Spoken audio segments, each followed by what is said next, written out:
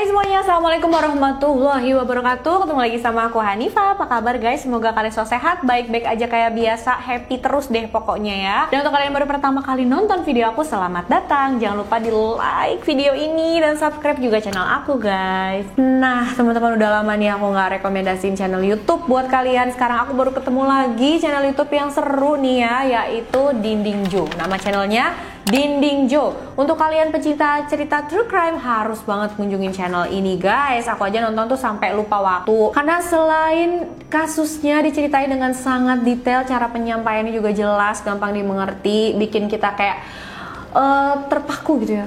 Oh gitu loh teman-teman, jangan lupa siapin cemilan deh kalau mau nonton video-videonya Dinding Jo. Gak cuma membahas kasus dari Eropa, dari Asia, tapi juga banyak dari Indonesia ya teman-teman. Pokoknya tunggu apa lagi, langsung aja ya dikunjungin channelnya. Abis nonton video ini kalian langsung kunjungin channelnya, nonton video-videonya, di subscribe jangan lupa. Link channel YouTube-nya udah ada di deskripsi video ini, jadi bisa langsung kalian klik aja dan nonton deh. Jangan lupa ya guys, disupport terus nih supaya dia nggak berhenti menyajikan cerita-cerita true crime yang seru-seru. Oke guys, hari ini aku mau bahas kasus yang baru banget terjadi. Korbannya berasal dari Malaysia, tapi kejadiannya bukan di Malaysia, dan kasusnya ini lumayan sadis banget ya. Makanya mungkin ya nggak heran kasus ini menjadi perhatian internasional, jadi berita internasional gitu guys. Nah, kira-kira gimana ya cerita lengkapnya? Langsung aja yuk kita bahas.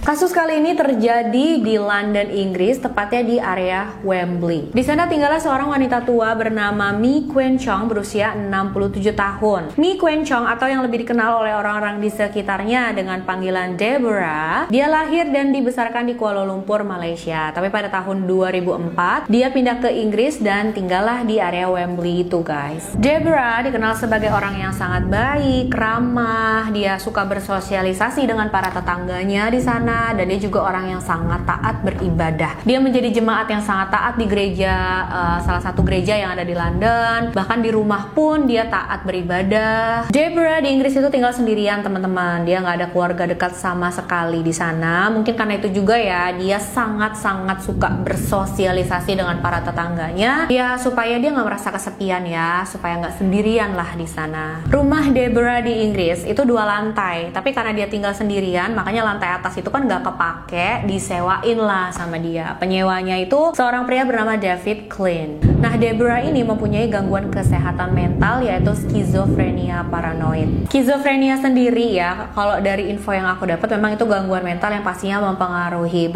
perilaku, dan pengidapnya ini akan mengalami delusi, halusinasi, mengalami kekacauan juga dalam pemikirannya. Deborah tuh mengalami halusinasi. Dia terobsesi dengan Pangeran Charles dan salah satu anggota parlemen Inggris yang bernama Boris Johnson guys. Jadi si Deborah ini ya sampai beres-beres rumahnya, siapin meja makan, karena di pikirannya dia yakin banget kalau Pangeran Charles dan anggota parlemen Boris Johnson tuh bakal dateng ke rumahnya, ke apartemennya, dan akan makan malam bareng dia gitu. Bahkan Deborah juga mengklaim kalau dia tuh bisa ngobrol dengan Pangeran Charles dan juga Boris Johnson secara langsung, bukan secara langsung ya, secara video call gitulah. Karena udah terlalu parah, Deborah itu sampai harus menjalani rawat inap di salah satu rumah sakit kejiwaan yang ada di sana. Selain gangguan mental, karena usianya juga sudah sangat tua, Deborah juga udah mulai kesulitan untuk berjalan. Dan walaupun Deborah hidup sendirian tanpa keluarga dekat di sana, tapi karena seperti yang aku bilang tadi, dia suka bersosialisasi dengan para tetangganya dan orang-orang di sekitarnya. Jadi pas dia sakit itu juga banyak aja gitu yang menolong. Bahkan penyewanya yang di lantai 2 rumahnya itu yang bernama David, dia juga sering membantu Deborah guys. Tapi sayangnya suatu hari tiba-tiba datang sebuah berita buruk, tepatnya di bulan Juni tahun 2021 kemarin. Deborah tiba-tiba dinyatakan menghilang. Berita kehilangan Deborah ini pastinya membuat semua orang khawatir ya. Yang pertama, Deborah itu kan memang sudah tua. Yang kedua, dia mempunyai penyakit atau mempunyai gangguan mental. Dan yang ketiga, dia juga mengalami masalah dengan kesehatannya, udah sulit berjalan. Karena kekhawatiran ini ini akhirnya David, si penyewa rumah Deborah tadi, dia datang ke polisi dan melaporkan kalau Deborah itu menghilang. Petugas polisi pun dengan cepat melakukan penyelidikan. Pertama-tama mereka memeriksa CCTV yang ada di depan rumah Deborah dan terlihat ya di situ kalau terakhir kali Deborah terlihat pada tanggal 9 Juni tahun 2021. Saat itu Deborah lagi keluar rumah dan dia bersama dengan David. David sedang membantu Deborah untuk jalan itu ya, menuntun Deborah. Petugas pun langsung melakukan interogasi ke orang-orang terdekat Deborah. Yang pertama kali diwawancarai yang ditanya-tanya adalah David pastinya. Petugas bilang, kamu tahu nggak kira-kira Deborah kemana? Kan terakhir terlihat sama kamu nih gitu ya. David bilang, aku nggak tahu pak, tapi aku dapat info katanya Deborah itu mungkin pulang ke Malaysia untuk bertemu dengan keluarganya. Nah polisi tanya lagi, loh kamu kok bisa tahu dapat info itu dari mana? Nah David bilang, aku tahu dapat info ini dari salah satu teman dekat Deborah yang bernama Gemma Michelle. Gemma WA aku dan kasih info seperti itu. Setelah dapat informasi ini, pasti petugas langsung menyelidiki lebih lanjut apakah benar ya Deborah pulang nih ke Malaysia. Tapi ternyata pas diselidikin infonya tuh nggak akurat. Petugas mengecek paspor milik Deborah dan ternyata nggak ada sama sekali aktivitas. Biasa kan kalau misalkan dia keluar dari negaranya terus pergi ke negara mana-mana itu kan ada ya informasinya ya dari imigrasinya, tapi ini nggak ada sama sekali guys. Nggak ditemuin sama sekali aktivitas pemesanan penerbangan atau pemesanan tiket pesawat ya guys, entah secara online. Dilihat juga ya rekeningnya apakah ada gitu pembelian di travel agent gitu atau di online, nggak ada sama sekali. Di CCTV yang ada di rumahnya Deborah itu juga nggak ditemukan Deborah memesan taksi terus dia pergi ke bandara, itu nggak ada sama sekali. Bener-bener aneh dan mencurigakan banget. Dan saat itu polisi ya memang sudah berpikir begitu, karena pada saat petugas tanya ke orang-orang sekitar Deborah di sana di Wembley itu, nggak biasanya pak, ini mah aneh banget, nggak biasanya Deborah tiba-tiba menghilang. Lagi dia mau menghilang kemana? Dia itu sudah dalam keadaan yang nggak fit ya, dia mempunyai masalah tadi di kejiwaannya dan dia juga punya masalah di kesehatannya, udah nggak bugar seperti anak muda. Jadi dia mau kemana? Dia mau kemana-mana itu harus dibantuin gitu sama tetangganya atau teman gerejanya atau sama David itu, tapi mereka semua nggak ada yang tahu. Nah, pada tanggal 27 Juni 2021, petugas mendapatkan laporan kalau ada seorang pejalan kaki yang menemukan sebuah jasad. Dan lokasi penemuan jasad itu sekitar 200 meter dari Wembley, tepatnya di Salcombe, Devon. Jadi, seorang wanita itu lagi lewat, terus mencium bau busuk. Dan kalian tahu nggak sih, kondisi jasadnya pada saat ditemukan itu tanpa bagian kepala. Dan petugas mulai mencari ya, dan ketemulah bagian kepalanya itu beberapa hari kemudian sekitar 100 meter dari penemuan jasad. Dan ternyata setelah dilakukan pemeriksaan oleh tim forensik bisa dipastikan kalau jasad tersebut adalah Deborah. Tim forensik mulai mengautopsi jasad Deborah ini, tapi mereka mengalami kesulitan ya karena jasadnya itu sudah sangat membusuk. Jadi udah susah banget untuk cari tahu apa penyebab kematiannya. Walaupun begitu, ahli patologi berhasil menemukan ada retak di bagian tengkorak kepala milik Deborah dan juga beberapa tulang rusuknya yang patah guys. Karena hal itu akhirnya petugas menyatakan kalau kematian Deborah ini bukan karena hal alami atau kecelakaan, tapi karena dia dibunuh. Waduh guys, pastinya ya bukan cuma petugas polisi tapi semua orang-orang yang mengenal Deborah itu ya bingung gitu, siapa sih yang tega melakukan hal seperti ini kepada Deborah? Nah, setelah mencari semua bukti-bukti, semua petunjuk, akhirnya petugas mencapai kesimpulan kalau mereka itu mencurigai salah satu teman dekatnya Deborah yang bernama Gemma Michelle. Pasti kalian bertanya-tanya ya, kenapa petugas bisa mencurigai dia? Nah, sebelum aku ceritain kasusnya lebih lanjut, aku akan ceritain dulu sama kalian sedikit background dari Gemma Michelle ini dan gimana ceritanya sampai dia bisa mengenal Deborah, sampai dekat dengan Deborah. Gemma Michelle berusia 38 tahun, jadi memang jauh lebih muda dari Deborah. Gemma Michelle berasal dari London, Inggris. Gemma itu memang berasal dari keluarga yang berada, bahkan rumah yang dia tempati kalau dipasarkan itu kabarnya sih mencapai 5 juta pound sterling harganya guys. Gemma terkenal sebagai anak yang baik dan sangat pintar karena orang tuanya itu sangat memperhatikan pendidikannya. Pada tahun 2016 2016, Gemma itu sempat mendapatkan penghargaan dari kampusnya, yaitu The King's College London, dengan gelar ilmu sosial, humanistik, dan ilmu moral. Dan Gemma Michelle ini juga mempelajari tentang anatomi manusia. Setelah lulus kuliah, Gemma pindah ke Australia untuk mencari pekerjaan, tapi di tahun 2015 dia balik lagi ke Inggris dan tinggal di London. Pada saat di Inggris, Gemma juga menjadi anggota gereja yang sangat taat, guys. Nah, pada saat itulah jadi Deborah dan Gemma tuh di satu gereja yang sama, mereka akhirnya mengenal satu sama lain. Mereka pertama kali kenal itu di bulan Agustus tahun 2020. Mulai dari situ mereka jadi sangat dekat. Deborah ini suka banget ya dengan Gemma karena Gemma adalah anak muda yang kelihatannya baik, dia ramah, sopan, pintar, dan pastinya taat beragama. Gemma yang sebelumnya adalah seorang pengangguran, dia menawarkan jasanya untuk Deborah. Jadi dia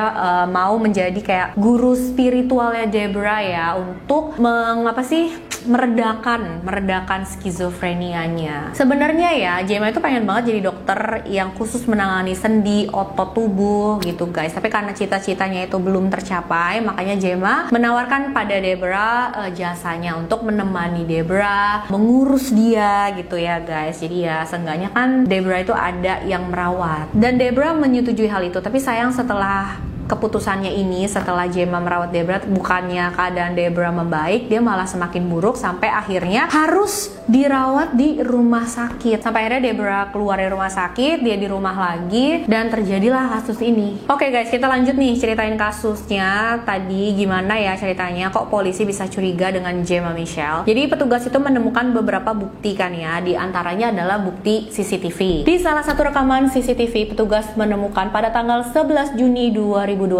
itu sekitar 2 hari ya setelah Deborah terakhir terlihat, Gemma ini terlihat meninggalkan rumahnya pada pagi hari jam 6:15 sambil bawa tas ransel dan koper besar berwarna biru. Sekitar jam 6:40 Gemma itu terlihat menuju ke arah rumah Deborah. Nah, sekitar jam 1 siang hari itu Gemma tertangkap lagi nih sama CCTV membawa 2 buah koper yang cukup besar, dan kopernya itu nggak kosong. Kalau yang pertama tadi terlihat kayaknya koper kosong karena enteng gitu ya. Tapi yang kedua kali ini, yang jam 1 siang ini, Gemma terlihat membawa koper yang udah berat, yang kayak udah ada isinya nih guys. Jadi aneh banget kan ya, pas datang ke rumah Deborah dia coba bawa 1 koper dan ransel, tapi pas pulang dari udah gitu kosong kayak enteng. Nah, dia ke rumah Deborah kan. Nah, pulang dari sana dia membawa 2 koper tapi dua-duanya itu udah berat. Setelah itu Gemma keluar dari rumah Deborah, mesen taksi, dia masukin 2 koper itu ke dalam taksi dan dia pulang tuh ke rumahnya. Malam harinya, Gemma datang ke sebuah rumah sakit yang ada di sana karena mengalami patah tulang di bagian jarinya, guys. Wah,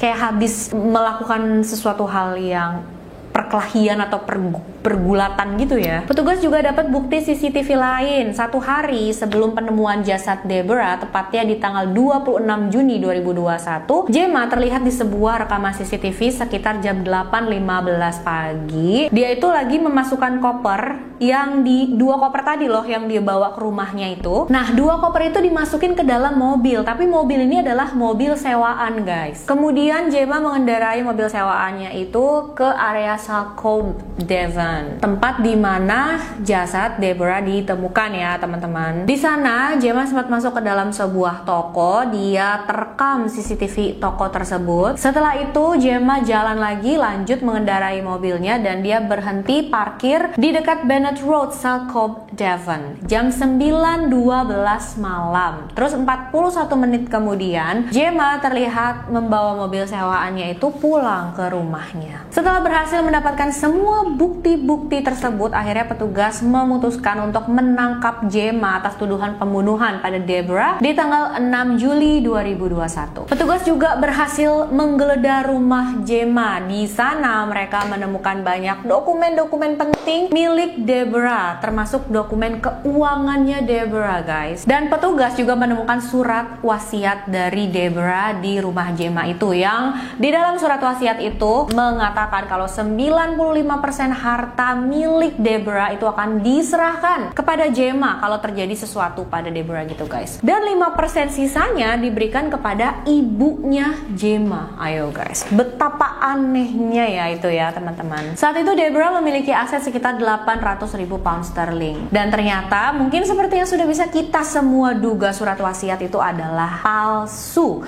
Itu dibuat oleh Gemma guys. Surat wasiat itu ditulis sendiri oleh Gemma di komputernya, bahkan dia itu melakukan segala macam cara. Kan kalau surat wasiat itu harus ada tanda tangan saksi juga. Jadi Gemma ini sampai ngehack komputer salah satu temannya Deborah untuk mendapatkan tanda tangannya dan juga informasi lengkap tentang temannya Deborah ini, mulai dari nomor rekening, kayak nomor kartu identitasnya. Bukti lain juga didapatkan oleh petugas nih teman-teman. Jadi pada tanggal 26 Juni, satu hari sebelum penemuan jasad Deborah, Gemma itu kan sudah terlihat, sudah terekam CCTV, sudah terbukti. Dia membawa mobilnya, membawa 2 koper yang mencurigakan ke area penemuan jasad Deborah ya. Dan selain itu, pas dia pulang dari sana mau ke rumahnya, ternyata ada masalah nih dengan mobilnya. Terus dia sempat ke bengkel dulu, ditanganilah sama montirnya ya. Montirnya itu bernama Lee Gardin. Nah, Lee Gardin bersaksi kepada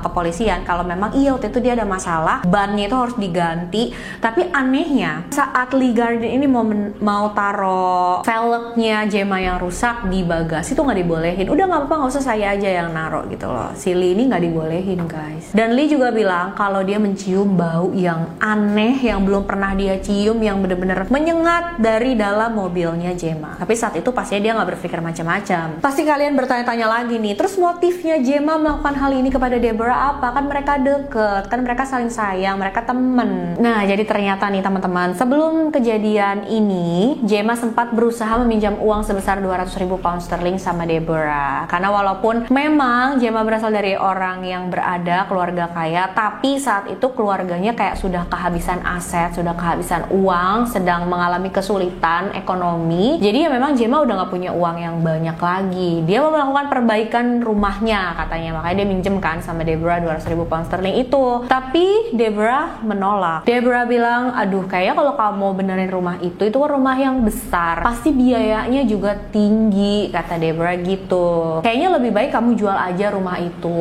terus kamu beli ke rumah yang lebih bisa kamu biayai gitu loh, yang lebih cocok sekarang untuk kamu. Karena kan kamu sekarang udah nggak punya uang banyak gitu. Jadi kalau misalkan mau dibenerin juga, itu duitnya dari mana? 200.000 pound sterling itu nggak bakal cukup, pasti kurang. Nah Gemma nggak dipinjemin uang sama Deborah, terus malah disuruh jual rumahnya. Dia marah banget. Pada saat dia marah-marah ke Deborah, akhirnya Deborah bilang, ya udah deh gini, aku nggak mau pinjemin uang sama kamu untuk perbaikan rumah itu ya, karena memang nggak masuk akal. Kalau misalkan kamu mau menjual rumah itu ya silahkan. Kalau misalkan kamu masih pengen pinjem itu ke aku, mending kamu jangan temuin aku dulu, kata Deborah gitu. Kamu jangan datang dulu ke rumahku karena aku memang lagi stres banget. Setelah Deborah bilang kayak gitu ke Gemma, beberapa hari kemudian Deborah tiba-tiba menghilang dan kasus ini terjadi. Jadi kesimpulannya, motif Gemma melakukan hal ini sama Deborah ya karena uang. Dia nggak dipinjemin, dia marah. Sedangkan dia memang tahu Deborah punya uang, punya kekayaan sebesar 800.000 pound sterling itu. Akhirnya Gemma memutuskan untuk menghabisi Deborah dan dia membuat surat wasiat palsu supaya kekayaannya Deborah itu bisa jatuh ke tangan dia. Tapi ya untungnya semua ini nggak berjalan sesuai rencananya Gemma ya. Akhirnya dia ketahuan.